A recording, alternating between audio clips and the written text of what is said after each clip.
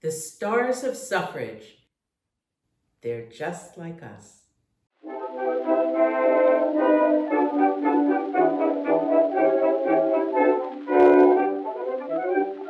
Hi, I'm Cumin, author of All Stirred Up, Suffrage Cookbooks, Food, and the Battle for Women's Right to Vote. Suffrage made some of its leaders famous. Think of Susan B. Anthony, the first woman depicted on a U.S. coin in circulation. Or the trio of suffragists now memorialized in a statue in the U.S. Capitol: Anthony, Elizabeth Cady Stanton, and Lucretia Mott. Of course, millions of other women of their era remain unknown suffragist heroes, working tirelessly for a cause they believed in without ever becoming famous.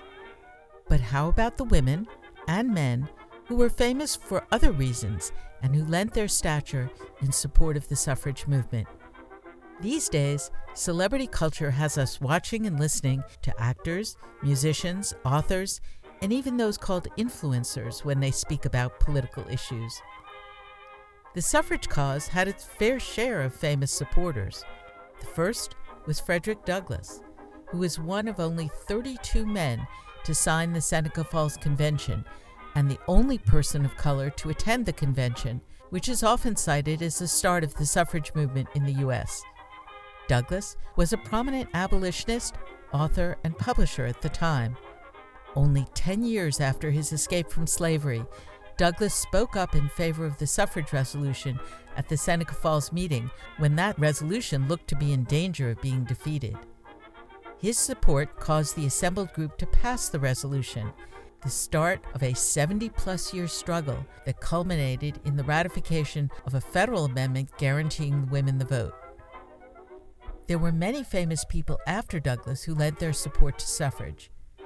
One of those who did, via a suffrage cookbook, was Clara Barton, Civil War nurse and the founder of the American Red Cross. She said, in a quote that is described as "to the soldiers," "When you were weak and I was strong, I toiled for you. Now you are strong and I am weak. Because of my work for you, I ask your aid. I ask the ballot for myself and my sex. As I stood by you, I pray you stand by me and mine." Another famous suffragist, who you might not associate with the suffrage movement, was Julia Ward Howe, the author of the poem that became famous as the Battle Hymn of the Republic.